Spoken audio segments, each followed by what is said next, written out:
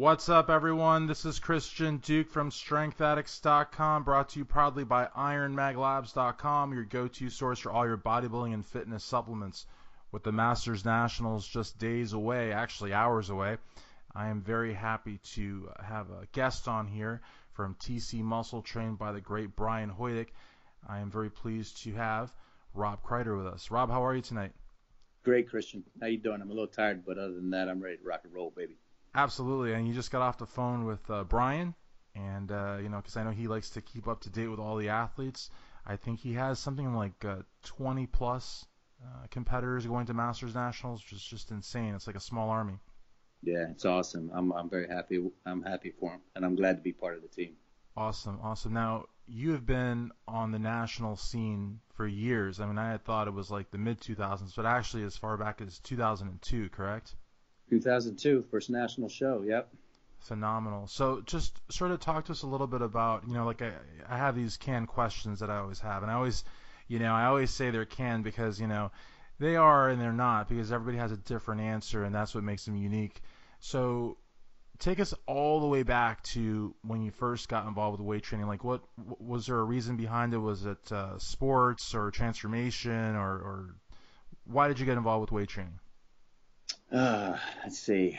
I guess I was about 14 years old, and I think that's around the time that Rocky III came out, and that's when Stallone was pretty shredded. Mr. T, he was pretty jacked, and I think I just saw that movie like several times, and I was just in awe of their physiques. And of course, I mean, I read comic books and stuff, and all the guys were very muscular, the superheroes, but I started going down to my parents' basement, and my dad had an old sand weight set, and I started, doing the basic lifts, and I got Arnold's Encyclopedia of Bodybuilding and followed that, and, started to overtrain like these guys did back in the and then I started researching Mike Mentzer and Dorian Yates methods, and once I started to train harder with more rest, I started to grow like a weed, and that's kind of like how I train now.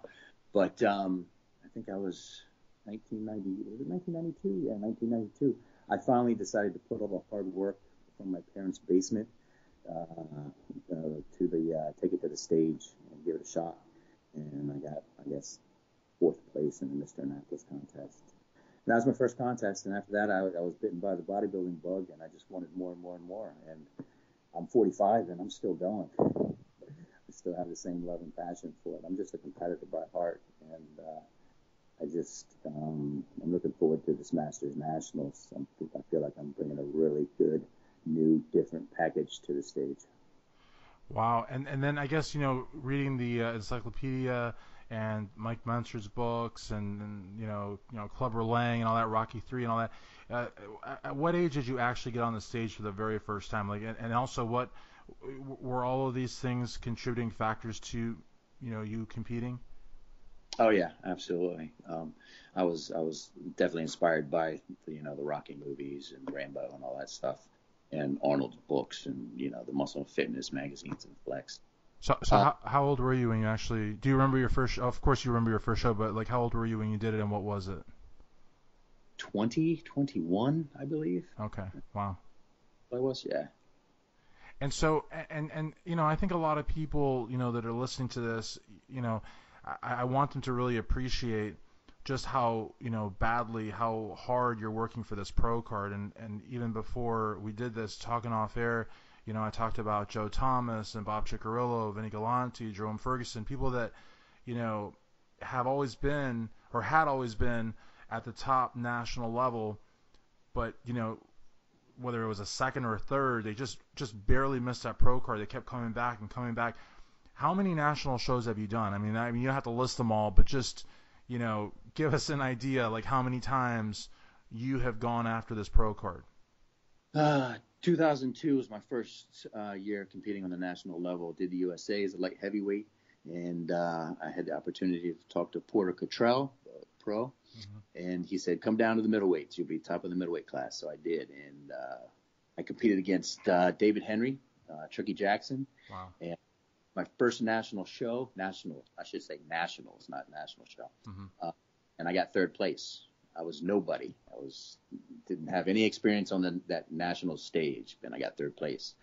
So I was like, wow, okay, I guess this is kind of what I should do and stick with it. And I mean, I've done the USA, I've done nationals multiple times, I've done the North Americans, I've won North Americans, but I just missed the overall for the pro card narrowly.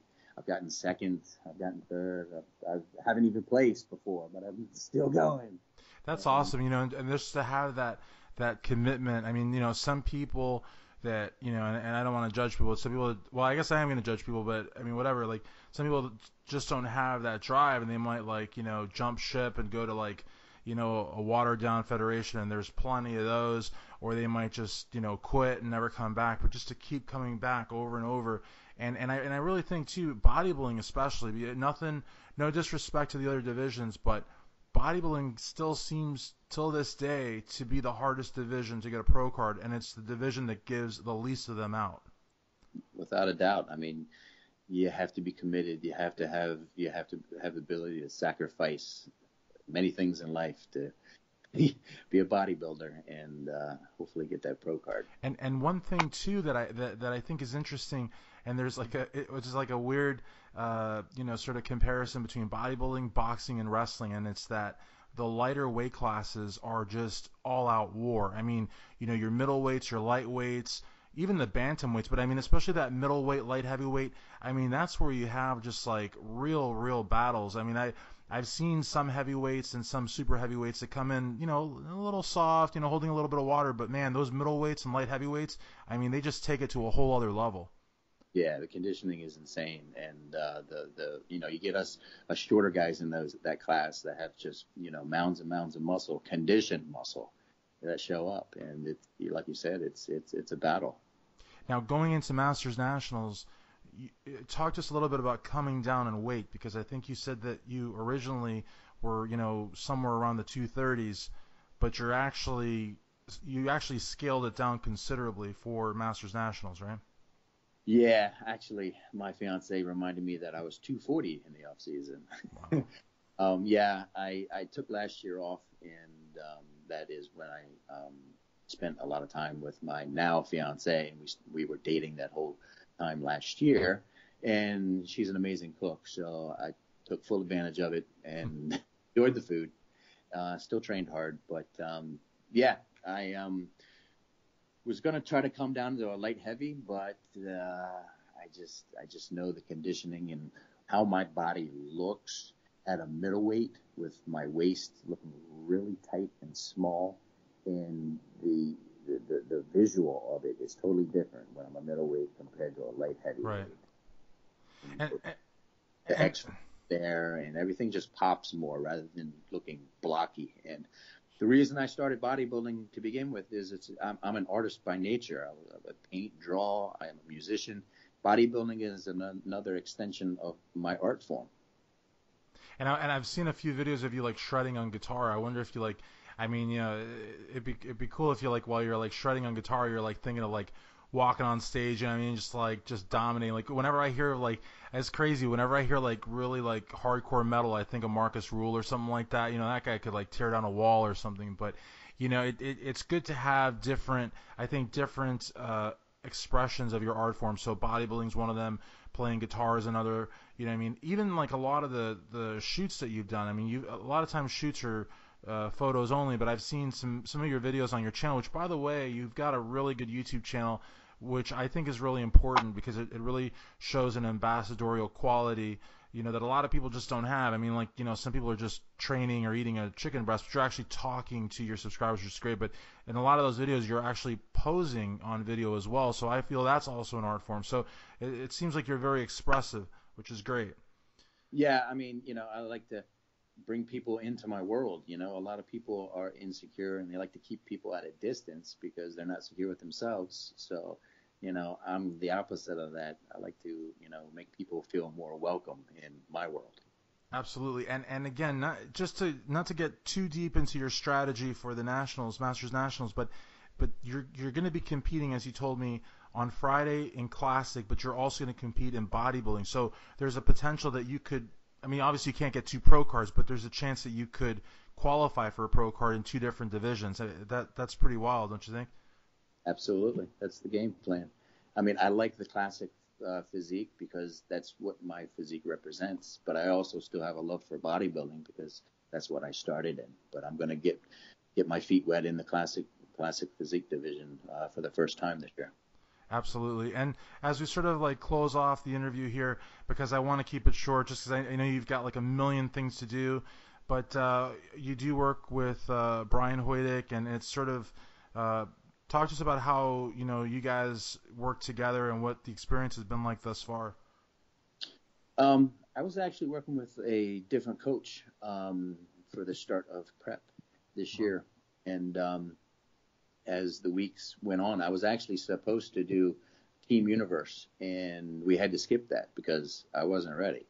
And any time we made like an adjustment or something, it was always kind of like my suggestion, like, okay, well, why am I paying this guy? Yeah. So anyhow, I've known Brian, competed with him at a lot of the same shows, and he's just a great guy, and we gel, we get along, and his athletes look phenomenal. So, I approached him, and he said, hey, you deserved your pro card a long time ago, and I would love to help you, get what you deserve. So, I mean, that just speaks volumes right there. I mean, it's just perfect relationship, and I'm lucky to have Brian in my corner. That's awesome, and that's a great, it's a great testimonial, and it's great words too, especially because you're a seasoned national level competitor, top level national competitor. I mean, you could probably prep yourself, but the reality is that fresh pair of eyes, fresh perspective, someone that you know and trust, someone that has gotten a lot of people to pro cards, because he really has. I mean, he's just like a really, really good coach. And I feel like this is something that you want probably more than, well, I don't know, probably just about more than anything in life. One of your top goals, and I think you definitely have a very good shot at getting that. What would you say if you got a pro card? What would it mean to you? I mean, I know that's kind of like a cliche question, and but what would a pro card mean to you? How would it change your life?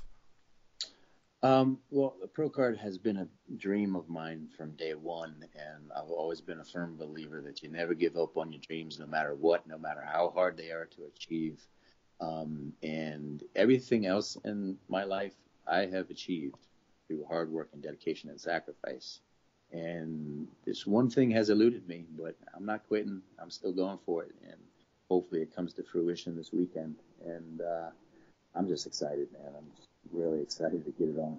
Absolutely, man. I can tell you're excited. I can tell you put in the work. I can tell that you're ready. So, I mean, I don't think you need it, but best of luck to you. Thank you so much for taking the time to do this interview. Anything that you want to say before we close? Any shout outs? I just want to thank my fiance for putting up with me, supporting me, cooking for me, and she's amazing. Love her to death. And my parents, who gave me the ability to do what I do, and believed in me, and Brian, and all my clients and friends out there. I mean, we bodybuilders are individuals, and they're working out and doing their own thing, but there's a lot of other people that go into making us. Absolutely. Well, thank you so very much for taking the time. For Rob Kreider, Christian Duke, StrengthAddicts.com. Thanks, Christian.